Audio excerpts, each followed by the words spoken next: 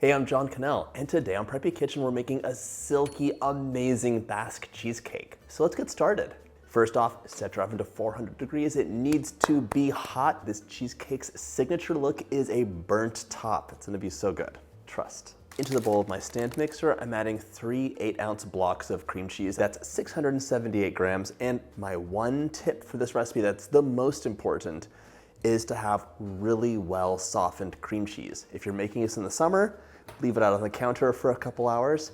If you're making this at a cold time of year, microwave your cream cheese at 50% power until it is really nice and soft. Otherwise, your cheesecake could be lumpy. To sweeten things up, we're adding a scant 1 cup or 200 grams of granulated sugar. This recipe, of course, comes from the Basque region of Spain, specifically San Sebastian. However, I thought this was like a traditional recipe from like the 1600s, but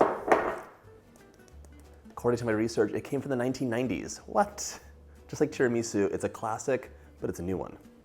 Okay, add the sugar in, 3/4 of a teaspoon of salt for balance. This is gonna be a classic Basque cheesecake. It'll have that lovely cheese vanilla combination that works so well, but you could add a tablespoon of orange zest or lemon zest in right now and mix that in. It'll give you a lovely light citrus flavor. Pop your paddle attachment on. You're gonna add 2 teaspoons of vanilla, and it's time to beat this on low speed for 3 minutes. Just like any cheesecake, you don't wanna pump a ton of air into here. If you did that, when you bake, especially at this higher temperature, 400 degrees Fahrenheit, the little air bubbles will heat up faster and they'll expand. Your cheesecake could crack, one, but it'll have less of a silky texture to it. It'll have a harder texture, which we don't want. Let that mix on low for 3 minutes. And by the way, if you like my videos, go ahead and hit that subscribe button. There's 2 new recipes every single week.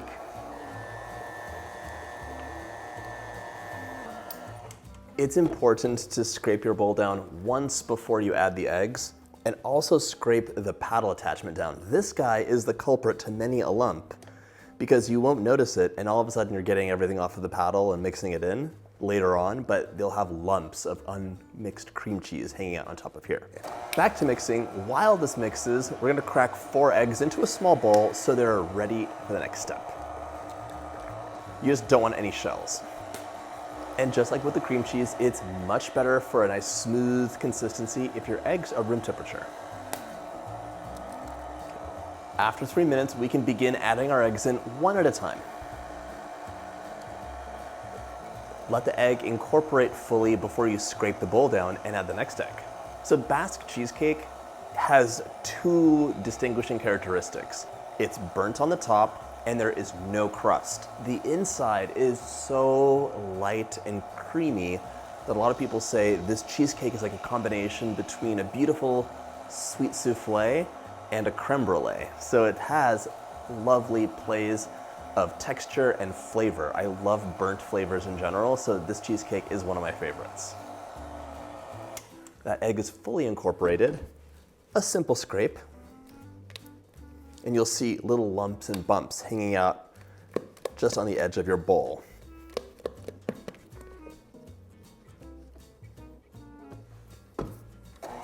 Next egg.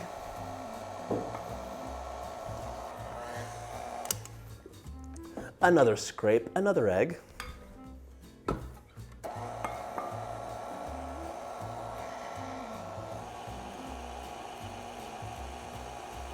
This cheesecake will use 2 tablespoons of all-purpose flour just to give it a tiny bit more structure. If you want a gluten-free cheesecake, substitute the flour for cornstarch and it'll be perfectly fine and delicious. All right, last egg. This looks so glossy and beautiful, but we're gonna lighten the mixture up with some cream. 1.5 cups or 360 mils of heavy cream. Just pour that in slowly as the mixture mixes on low.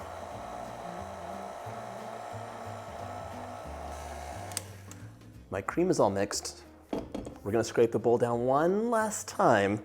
Oh my gosh, this looks so silky. Look at that, no lumps at all. So grab a little sifter and 2 tablespoons of all-purpose flour. I'm gonna sift some in right now and mix on low while sifting in. Remember, you can substitute cornstarch if you want to have gluten-free cheesecake.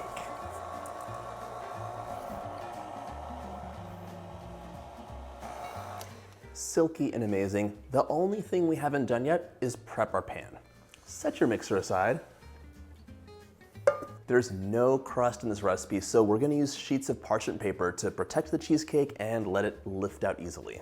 Grab a 12 by 17-ish inch sheet of parchment paper, press that in, and then press a second sheet in an opposite direction, so you're making a cross.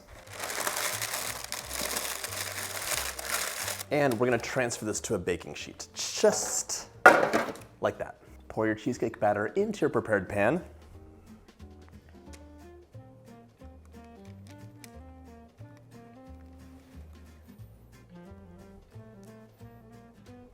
We're gonna give our cheesecake a couple taps to bring any air bubbles to the surface.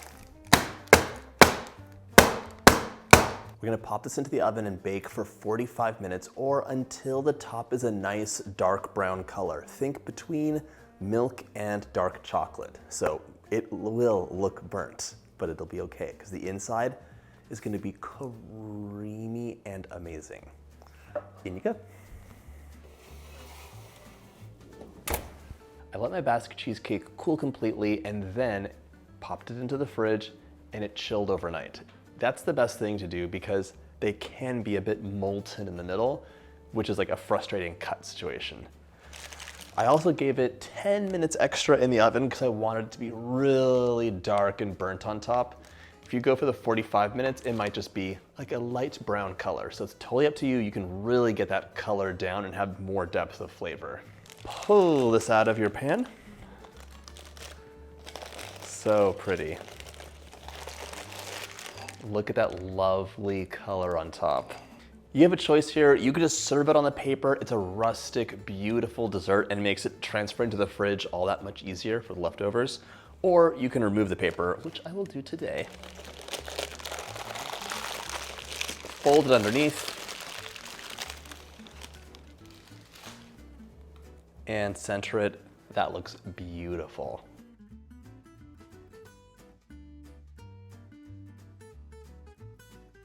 Give your cheesecake a cut, and just like that, it's ready to enjoy.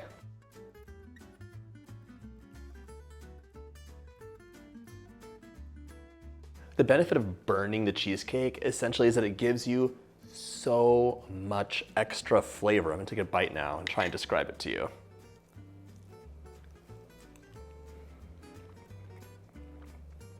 It's not too sweet, but there's so much flavor. It's hard to describe.